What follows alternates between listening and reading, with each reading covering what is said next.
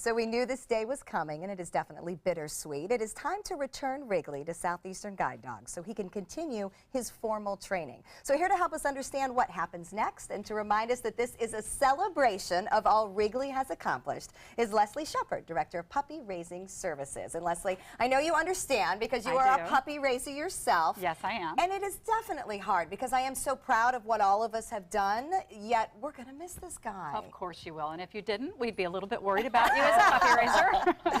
But yes, it is a very emotional day, and we expect that, but that's why we craft our In for Training Day, our freshman orientation the way we do to help it be a little bit easier on the puppy raisers. So tell us about Saturday, because my family and I will take Wrigley to Southeastern Guide Dogs and join other puppy raisers in a special day that you call IFT. So explain IFT. Yes, actually it's In for Training. It stands for In for Training, and we call our ceremony freshman orientation. We have it patterned very much like a college freshman orientation because this is like taking your child off to college. You've got such exciting hopes for them.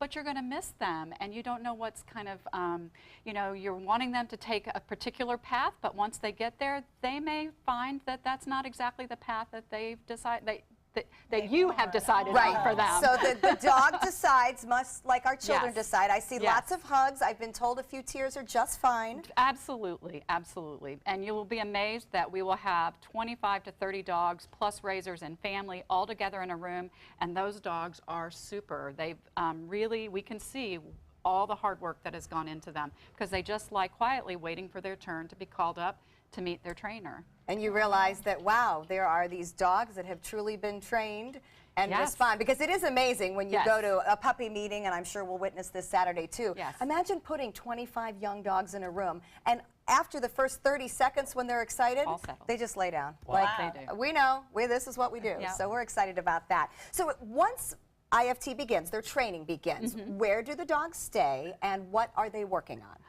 They stay in our freshman dorm, so it is an assessment center, and the first thing that happens to them is that they are getting medical assessments and temperament assessments. And really from that temperament assessment, we'll kind of have an idea of what might be the best career for them. And at that point, they will either go into our guide program or our service dog program, because we feel at that point we have a good idea of how they're going to do. Now, it does take 4 to 6 months for both of those programs, and anywhere along the line we're asking more and more of the dog, and the dog may tell us along those months, well, maybe that's not exactly the career that I'm intending. So at that point, then we do further evaluations and make decisions on what they might do next. Is there a personality trait that ends up standing out between a dog that gets routed to guide or to serve? Well, yes and no. We really feel that our service dogs should have all of the same characteristics that we want in a guide dog, that they are really distraction free, they've got great house manners, they are really obedient.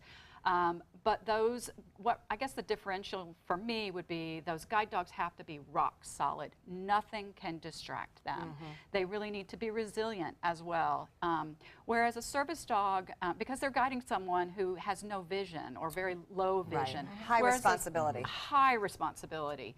Whereas a service dog is with someone who does have vision and can mitigate some issues that can't be handled by someone who has low vision. Well, we've tried to work on Wrigley's resilience. We get him up at 4:30 in the morning, and we make him commute 120 miles a day. So he has long days. He's going to really miss that. I'm sure. We joke all the time that he may have an easier life than he's had as a puppy, because we've definitely worked him hard. Speaking of easier life, earlier Jeffrey mentioned the question, like, how does the dog process the whole transition? Yeah, do they feel a loss? No, they don't. I'm sorry, Stephanie. They He's don't. not going to miss me. No. But he won't forget you. It's just like our kids when they go off to college. Mine couldn't wait. They're not going to miss me either? No. Leslie, you're ruining my life.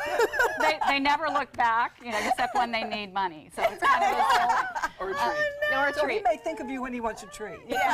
No, he will bond first with the canine care technicians who take extraordinary care of our dogs. when they're in Right. in our kennels.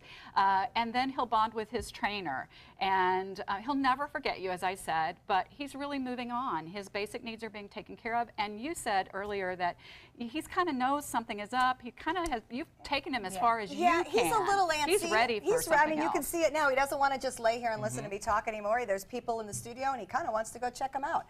He also loves other dogs, which I'm really appreciative of, because we have another dog at home, and it's his best friend. So if it's kind of like your kids going to college. If you find out that you're in a whole world where everybody's a dog, I mean, how fun could that be, right? Yes, so I think he's going to exactly. think he's hit pay dirt when he Yes. arrives back. You mentioned his career option. There are a couple others that I do want people to aware of are possibilities. So let's talk about really the 4 things that happen to each and every dog that is raised at Southeastern. Well, we know that Wrigley is a breeder evaluate. So first of all, he'll have a little extra assessments being done. He'll have some cardiac exam as well as an ophthalmology. Eye exam. I'll just say eye exam. Say eye exam. And when you mean breeder evaluate, that means he is still being considered for what? For becoming part of our breeding colony, because we do produce our own puppies. So he has a really great temperament, or we'll find out for sure when he comes in. But so far, he's shown us that he's got a really great temperament. Health is incredibly important, so we'll look at that.